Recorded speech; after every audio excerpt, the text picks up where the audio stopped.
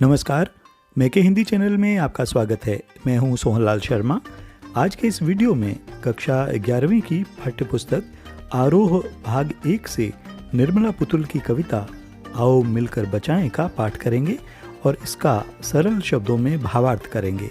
तो लीजिए, प्रस्तुत है आज का ये वीडियो। कवयित्री निर्मला पुतुल इस कविता के माध्यम से संथाली आदिवासी समाज की सभ्यता संस्कृति से हमारा परिचय कराती हैं। वे अपने लोगों से अपने क्षेत्र के प्राकृतिक परिवेश, शुद्ध ताज़ा हवा, पेड़ पौधों, लोकगीतों, परंपराओं को सहेज कर व बचा कर रखने का आग्रह करती है। वे समाज की वर्तमान दशा के लिए चिंतित है, लेकिन निराश नहीं हैं। तो सबसे पहले हम इस पूरी कविता का एक साथ पाठ करेंगे और फिर इसका भावार्थ, सरल अर्थ समझेंगे। कवयित्री लिखती हैं, आओ मिलकर बचाएं अपनी बस्तियों को नंगी होने से, शहर की आबो हवा से बचाएं उसे, बचाएं डूबने से एक पूरी की पूरी बस्ती को हडिया में।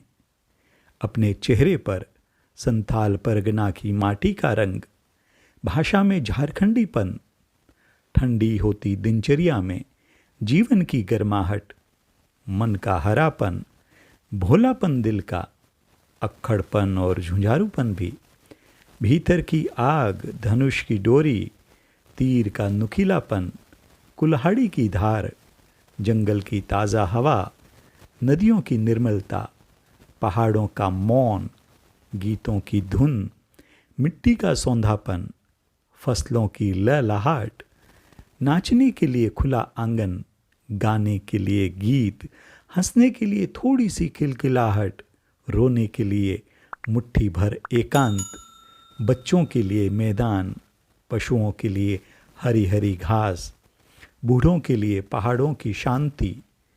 और इस अविश्वास भरे दौर में थोड़ा सा विश्वास, थोड़ी सी उम्मीद, थोड़े से सपने। आओ मिलकर बचाएं कि इस दौर में भी बचाने को बहुत कुछ बचा है अब भी हमारे पास।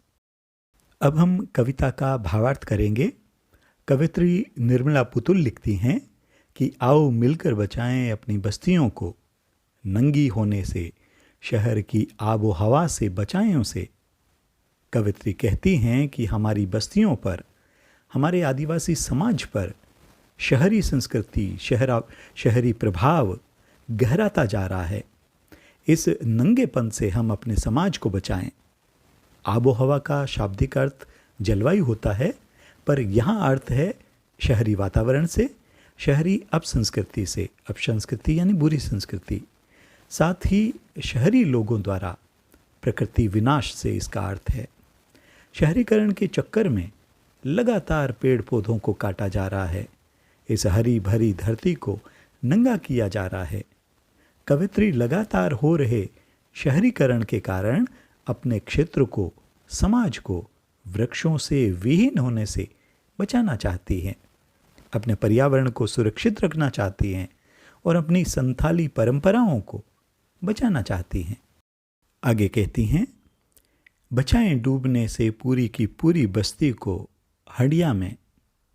आदिवासी समाज की एक सबसे बड़ी बुराई शराब का बहुत ज़्यादा सेवन है, जिसको लेकर कवयित्री चिंतित है। वह कहती हैं कि हम अपनी बस्ती को, अपने समाज को हडियाँ यानी शराब में डूबने से बचाएं, नशे की प्रवृत्ति से उबरें। फिर कवयित्री कहती हैं कि अपने चेहरे पर संथाल परगना की माटी का रंग, भाषा में झारखंडीपन। संथाल परगना के लोगों की असली पहचान उनकी सभ्यता, संस्कृति व झारखंडी भाषा है। इसीलिए उसे बचाएं, उस पर शहरी प्रभाव हावी न होने दें, भाषा की मिठास को जीवित रखें, अपनी भाषा से दूर न हों। फिर वे कहती हैं कि ठंडी होती दिनचर्या में जीवन की गर्माहट, मन का हरापन, भोलापन दिल का, अक्खड़पन और झुंझारूपन भी। शहरी प्रभाव पड़ने के कारण लोगों की दिनचर्या में शिथिलता आती जा रही है, आलस और आलसीपन बढ़ता जा रहा है, जिस कारण उनकी दिनचर्या पहले जैसी उत्साह उमंग से भरी हुई नहीं रही। उस जोश को, जीवन की गर्माहट को बचा कर रखें। मन के हरेपन को, यानी मन के उल्लास को, खुशियों को कम नहीं होने दें। कवित्री अनुभव करती है कि आदिवासी मन के भोले होते हैं। उनके इस भोलेपन का फायदा कोई न उठा ले, इसलिए वे सतर्क रहें, सजग रहें। भोलेपन के साथ अक्खड़पन और झुंझारूपन को भी अपने स्वभाव का हिस्सा बनाए रखें। अपने स्वाभिमान और संघर्षशीलता से किसी भी कीमत पर समझौता न करें। भीतर की आग, धनुष की डोरी, तीर का नुकीलापन, कुल्हाड़ी की धार। संथाली लोगों की पहचान उनके भीतर की आग, यानी उनका साहस, पराक्रम और वीरता है। धनुष की डोरी पर चढ़ा तीर और कंधे पर कुल्हाड़ी ही उनकी असली पहचान है। कवित्री कहती हैं कि उनकी संस्कृति के ये प्रतीक उनसे दूर न हों। अपने अस्त्र शस्त्र के निमित्त, उसके बहाने अपनी संस्कृति से वे जुड़े रहें। फिर कहती हैं, जंगल की ताज़ा हवा, नदियों की निर्मलता, पहाड़ों का मौन, गीतों की धुन, मिट्टी का सौंधापन, फसलों की लहलहाट। संथाल परगना की भूमि पर, झारखंड की धरा पर प्रकृति की विशेष अनुकंपा है, मेहरबानी है, खास मेहरबानी है। यहाँ खूब हरियाली है, खूब पेड़ पौधे हैं, वातावरण में ताज़ा हवा है, नदियों का पानी एकदम साफ और निर्मल है, ऊंचे ऊंचे पहाड़ों में एकदम शांति और सुकून है। आदिवासी पहाड़ी गीतों की धुन, मिट्टी की सुगंध व खेतों पर लहलहाती फसल इस क्षेत्र को विशेष बनाती है, इस क्षेत्र को विशिष्टता प्रदान करती है। संथाल परगना की मिट्टी की भीनी भीनी खुशबू, खेतों पर लहलहाती फसल, यहाँ के लोकगीत, ये सब उनकी संस्कृति और उनकी पहचान है, जिनको शहरी संस्कृति के प्रभाव से बचाए रखना है। नाचने के लिए खुला आंगन, गाने के लिए गीत, हंसने के लिए थोड़ी सी खिलखिलाहट, रोने के लिए मुट्ठी भर एकांत। शहर अपनी चमक दमक से भले ही अपनी ओर खींचते हों, लेकिन शहरों की सच्चाई कुछ और ही है। बढ़ती जनसंख्या के कारण शहर घर एवं आंगन के लिए तरसते हैं। बच्चों के खेलने के लिए मैदान खत्म होते जा रहे हैं। इसीलिए कवित्री कहती हैं कि गाँवों में हमारे पास नाचने, गाने व मौज मस्ती करने के लिए खुले स्थान हैं। अपनी खुशी व आनंद को प्रकट करने के लिए हमारे पास सुंदर सुंदर लोकगीत, संगीत है। यानी हम अपनी खुशी अपने लोकगीतों के जरिए अपनी खुशी को प्रकट कर सकते हैं। ये सब बचा रहे, साथ ही हमारी हंसी, हमारी खुशी पर किसी की नज़र न लगे, कोई हमसे हमारी प्रसन्नता छीन न ले जाए। यदि हम दुखी हैं तो दुख हमारा अपना है, जिसे हम अपने एकांत में भोग लेंगे, सह लेंगे, लेकिन लोगों को बताएंगे नहीं। आगे लिखती हैं कि बच्चों के लिए मैदान, पशुओं के लिए हरी हरी घास, बूढ़ों के लिए पहाड़ों की शांति।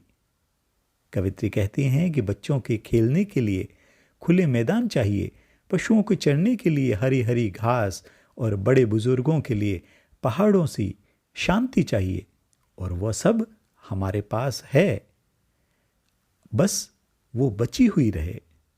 और इस अविश्वास भरे दौर में थोड़ा सा विश्वास, थोड़ी सी उम्मीद और थोड़े से सपने। कवित्री कहती हैं कि शहरी संस्कृति के प्रभाव से लोगों में विश्वास की कमी आई है, अविश्वास बढ़ा है, लोगों का भरोसा टूटा है। लोग एक दूसरे पर सहज ही विश्वास नहीं कर पाते हैं। इसका मतलब ये नहीं है कि अच्छाई खत्म हो गई है। हम इस अविश्वास भरे दौर में, इस समय में भी विश्वास को कम न होने दें, निराश न हो, आशा का दामन न छोड़ें, सुखद भविष्य के सपनों को आंखों में संजोए रखें। अंत में कवित्री कहती हैं कि आओ मिलकर बचाएं कि इस दौर में भी बचाने को बहुत कुछ बचा है अब भी हमारे पास।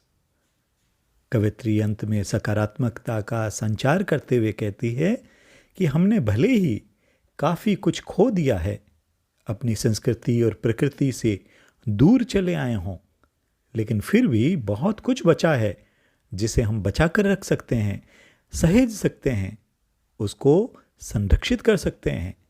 इसलिए निराश न हों, विश्वास न खोएं। जो बचा है वह हमारी धरोहर है जिसे हमें अपनी पीढ़ियों को सौंपना है। ऐसे ही उपयोगी वीडियो के लिए चैनल को सब्सक्राइब करें, साथ ही लाइक व शेयर करना न भूलें। बने रहिए चैनल के साथ। मिलते हैं अगले वीडियो में। नमस्कार।